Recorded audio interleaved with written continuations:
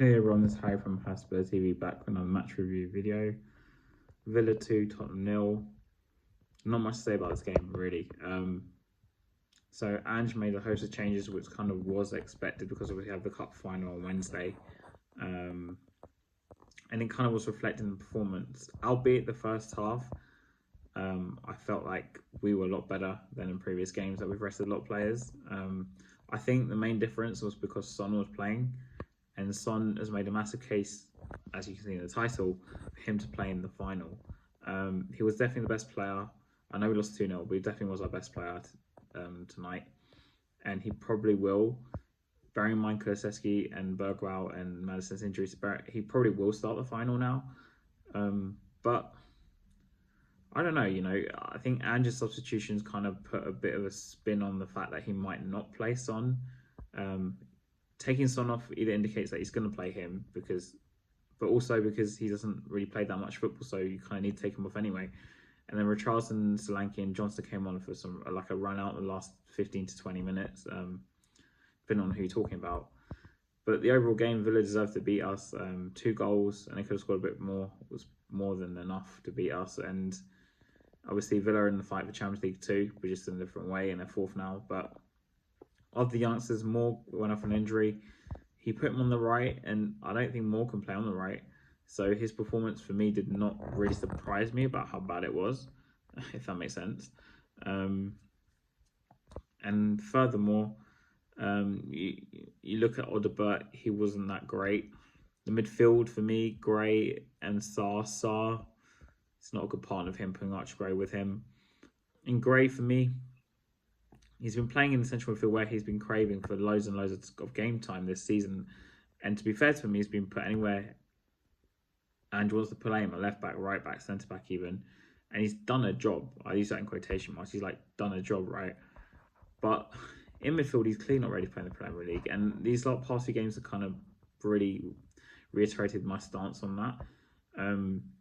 Like I said, maybe with a better partner, he'd be better. But you have to realise if you can play Gray in midfield, even for the next 2-3 years to try it out, you need to play 2 really experienced players alongside him, including one massive creator that can take the creative responsibility in the whole team really in one go, and one argue that could be Maddison or Kulusevski, but that still remains to be seen. Plus, you'd have to play him alongside someone with vast experience, a very strong midfielder as well. Now, Bentancur can kind of do that, but I don't know. I think Bentancur needs a better partner than Archie Gray. That's the issue I have. So Gray, again, not really impressed me at all in midfield. I thought he's been a bit meh, if I'm being honest. And for all this clamouring to play him there, I'm being very disappointed. Kinski, he did actually pretty well, I thought, against Villa. I know we conceded 2 goals, but I thought it was pretty good. Danso was a bit iffy. Davies, again, you know what Davies is like.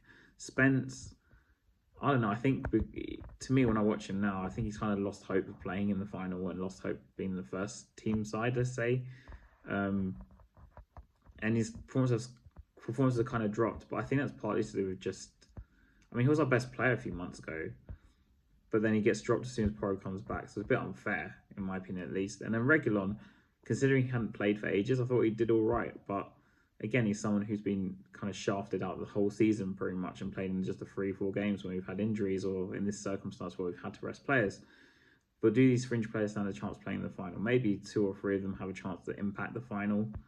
But yeah, cut long story short though, it's a 21 losses this season in the Premier League, which is a record. I think 20 was the record. We just broke our own record, which is the worst ever in Spurs Premier League history. So literally the whole of our season rides on Wednesday night's final. If we don't win that final, then it's just been piss poor.